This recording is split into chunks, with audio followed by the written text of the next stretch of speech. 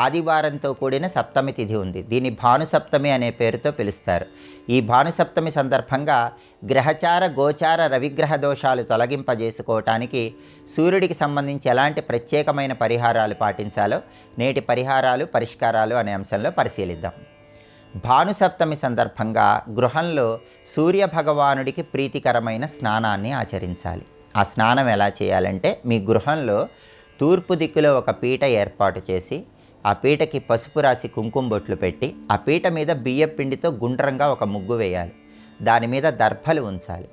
ఆ దర్భల మీద ఒక రాగి బిందె లేదా స్టీలు బిందెను ఉంచి దానిలో నీళ్లు పోయాలి. ఆ నీళ్లలో ఎర్రటి పుష్పాలు కొన్ని వేసి దాంతోపాటుగా కొద్దిగా కుంకుమ పువ్వు కూడా ఆ నీళ్ళల్లో కలపాలి. 5 నిమిషాల తర్వాత ఆ నీళ్లతో స్నానం చేస్తూ సూర్య భగవానుడికి సంబంధించినటువంటి నామాలు మనస్సులో స్మరించుకోవాలి. మిత్ర, రవి, ఖగ, సూర్య, భాను, పూష, హిరణ్యగర్భ, మరీచి, ఆదిత్య, సవితృ, అర్క, భాస్కరేభ్యో నమః. ఈ 12 నామాలు స్మరించుకుంటూ ఆ నీటితో స్నానం చేయాలి. ఇలా చేస్తే ఇది సూర్యుడికి ప్రియమైనటువంటి స్నానం అవుతుంది. స్నానం చేసిన తర్వాత ఒక రాగి పాత్రలో నీళ్లు తీసుకొని ఆ నీళ్లలో ఎర్ర చందనము, కుంకుమ కలిపినటువంటి అక్షింతలు, కొద్దిగా కుంకుమ పువ్వు వేసి తూర్పు దిక్కు వైపు తిరిగి ఓం సవిత్రే నమః అనే మంత్రాన్ని మనస్సులో స్మరించుకుంటూ 12 సార్లు ఆ నీటితో సూర్యుడికి అర్ఘ్యాన్ని విడిచిపెడుతూ ఆ నీళ్లు మొక్కలో పోయాలి. ఇలా చేస్తే ఇది సూర్యుడికి ప్రియమైన అర్ఘ్యం అవుతుంది. అలాగే స్నానం చేసిన తర్వాత గృహంలో సూర్య భగవానుడికి ప్రియమైనటువంటి తూర్పు దిక్కులో ఒక మట్టి ప్రమిద ఉంచి దానిలో నువ్వుల నూనె పోసి 12 ఒత్తులు విడిగా వేసి దీపాన్ని వెలిగించాలి. ఇలా 12 ఒత్తుల దీపాన్ని తూర్పు దిక్కులో వెలిగిస్తే దీన్ని ద్వాదశ ఆదిత్య దీపం అనే పేరుతో పిలుస్తారు. అయితే ఈ ఒత్తులకి కుంకుమ రాసి వెలిగిస్తే చాలా మంచిది. అంటే ఎరుపు ఒత్తులతో దీపారాధన చేస్తే చాలా మంచిది. ఎరుపు ఒత్తులు అందుబాటులో లేకపోతే ఒత్తులకు కొద్దిగా కుంకుమ రాసి 12 ఒత్తులు ప్రమిదలో విడిగా వేసి తూర్పు దిక్కులో దీపాన్ని వెలిగించాలి. ఇలా ద్వాదశ ఆదిత్య దీపం పెడితే సూర్య భగవానుడు అనుగ్రహిస్తాడు.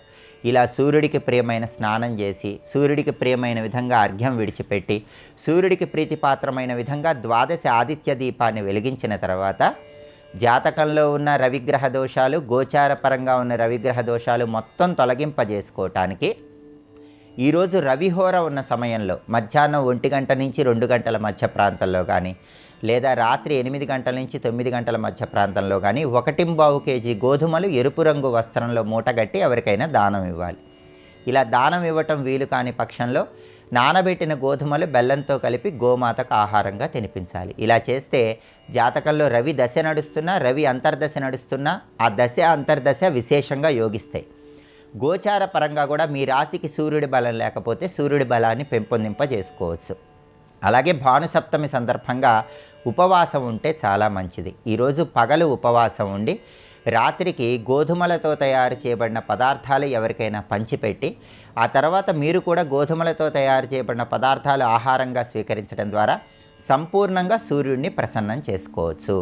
అలాగే ముఖ్యమైన పని మీద బయటికి వెళ్ళేటప్పుడు ఈరోజు ఒక బెల్లం ముక్క నోట్లో వేసుకొని నవ్వులుతూ పని మీద బయటికి వెళ్ళటం, అలాగే ఓం ఆదిత్యాయ నమః అని మనస్సులో స్మరించుకుంటూ బయటికి వెళ్ళటం ద్వారా సూర్య భగవానుడి అనుగ్రహానికి పాత్రులై సకల శుభాలను సిద్ధింపజేసుకోవచ్చు. ఆదిత్య హృదయం కానీ సూర్యాష్టకం కానీ ఈరోజు విన్నా చదివినా ఉత్తమోత్తమమైనటువంటి ఫలితాలు కలుగుతాయి. దేవాలయంలో సూర్య భగవానుడిని దర్శనం చేసుకోవటం, దేవాలయంలో సూర్యుడి చుట్టూ 12 ప్రదక్షిణలు చేయటం ద్వారా కూడా సంపూర్ణంగా భానుసప్తమి సందర్భంగా సూర్యుడి అనుగ్రహానికి ప్రతి ఒక్కరూ సులభంగా పాత్రలు కావచ్చు. ఈ విధి విధానాలు పాటించండి.